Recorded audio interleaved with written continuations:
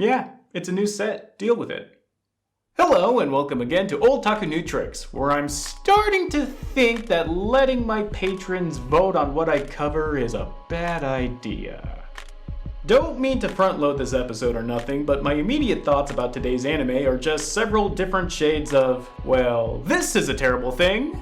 This thing, and isn't that appropriate phrasing, being, is it wrong to pick up girls in a dungeon? And buddy, if you have to ask, then the answer's yes.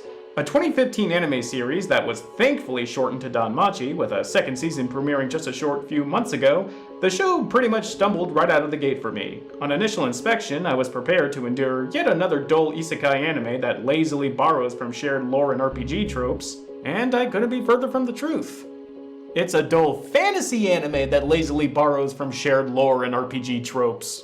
In the mystical city of Arario, the capricious gods of history decide that, for funsies, they should all agree to not use their powers in the mortal realm. Instead, they should sponsor houses of daring adventurers and craftsmen called familias. And these familias, they mostly just plunder a dungeon, creatively named The Dungeon, that just seems to exist for the sake of said adventurers and craftsmen to plunder.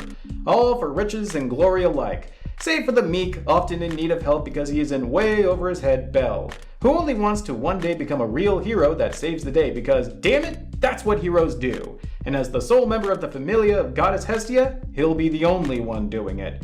Good thing he's the special of specials, because of course he is, and thus has the ability to get mad solo XPs and get S rank level on every single one of his stats, and also has a magical ability that lets him one-shot anything in his path, and also nearly every woman around him, including deities and mortals alike, all seem to want him in the worst way possible. Which is either on a mound of fire ants, or standing in a hammock. But the only woman that rings his bell is the soft-spoken, monotone sword princess Wunderkind, Ice Wallenstein, who captured Belle's tiny little heart when she saved him from a rampaging minotaur that she and her house let escape. For the record, she also probably harbors feelings for Belle, because what red-blooded woman can resist this doe-eyed, milquetoast, completely featureless little whelp? I mean, he's a nice guy. And not much else.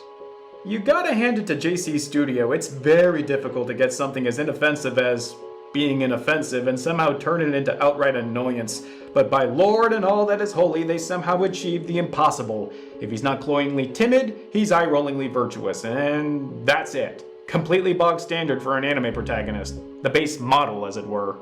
These characteristics in of themselves aren't a bad thing by any stretch, but you have to have something more than this if you expect me to want to invest in the little twerp. And he just doesn't, no matter if he's the grandson of Zeus or not. Not sure if this is exactly spoiler territory since you find this out back in the first season, but while I was slightly amused that his lecherous and piggish grandfather was the original wood pusher Zeus, this is endemic of the kind of lost potential this series has. Think about it. You have all the gods of antiquity from all around the globe basically just hold a giant pissing contest over who can create the greatest champion to fly their banner. And then you just turn them into a bunch of generic anime babes. The infamously ugly Hephaestus who made Aphrodite herself able to stand him by forging a beautiful necklace of precious stones? Generic anime babe with an eye patch. The trickster god Loki who was punished for his deeds by having a serpent drip venom onto his face? Generic anime babe with a flat chest. Even when a goddess should be sexual and alluring, like Freya or Ishtar, the sheer amount of waifu spank bank material robs them of the presence they should have. Even the gods that weren't dealt this fate don't fare off much better, like Apollo, but the sins of this series stretches far deeper than just this. As a show that wants so bad to be an isekai cash grab, the amount of done-to-death tropes and cliches borders on parody. The fact that they literally transcribed the notion of having base stats and abilities may have been kind of a novelty back in the halcyon days of 4 years ago, Jesus Christ. But seeing as how it insisted on making a comeback now, all it proves is just how poorly the whole concept has aged. Simply put, they should have released the second season like 2 years ago if they were gonna do it. Either that, or maybe just release the first season like last year. Look, not to come too quickly to the defense of isekai anime, but at the very least the conceit of this cockroach-like subgenre gives narrative context as to why there are experience points, dungeons, respawns, and the like in a non-interactive, non-player-based story. Without it, you might as well be watching the tired, rote cutscenes of a mediocre JRPG, which, at the end of the day, is all that Danmachi is. Worse yet is how this dumb concept plays into this rote is all hell chosen one plotline that this series insists upon having. That Bell has the ability to increase his stats and skills at an unprecedented rate, like his very DNA is coated with a game shark, galvanizes him being yet another special. That would be bad enough as it is, but then the show tries to throw in a learning curve by his stats not amounting to much in the face of superior technique and experience, and then you get lulled into a sense that his specialness will be tempered by something reasonable, and oops, he's also super fast at learning techniques too. Come on, even Hercules had a more believable training montage. At least he looked stronger by the end of it. Hell, he even starts the anime thinking he will be unable to use magic, but after being given a grimoire that can apparently teach anyone to use magic, even his Achilles' heel has been vaporized, because we wouldn't want Bell to have trouble doing anything, besides not acting like a complete nitwit. And because of this dire need to have him be the special of specials, plot progression is just a start-stop pattern of Bell hitting a brick wall, Bell spending maybe an episode getting better, and then Bell immediately coming out victorious. It's like if Rocky was just 6 different training montages, segmented by him beating 6 different Apollos. Not him! But the real, actual kick in the balls is when the show insists that Bell is really working hard to become the hero that he is practically ordained to be. Characters calling him a hard worker can only be met with utter guffaws at the sheer gall of such a statement. Yeah, he may have spent all day getting his ass kicked and getting back up, but that's all day. You know you've shat the proverbial narrative bed when your villains of the day call out your hero for either being a cheat or making them look bad because he accomplished more in less time, and they would be right in doing so. I'd be pissed too if I spent nearly half my life training to get to where I am, only to see this barely out of the cabbage patch, wet behind the ears greenhorn pass me on the way up.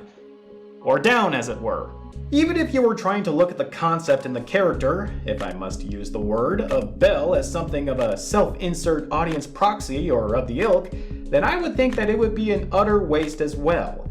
If I were of the mindset that I wanted to project myself onto an all-powerful hero that can, and does, one-shot the baddie, why would I also want to project myself onto someone who is so willfully stupid and flustered around women? Even when I try to look at it as typical anime humor, you know, being thirsty for someone that doesn't want none of that or is blissfully unaware of the fact, it still falls flat because of just how unrelentingly dense Bell is. The joke is run into the ground like a tent stake. I'm just not seeing the appeal on any kind of level, both this and the anime itself.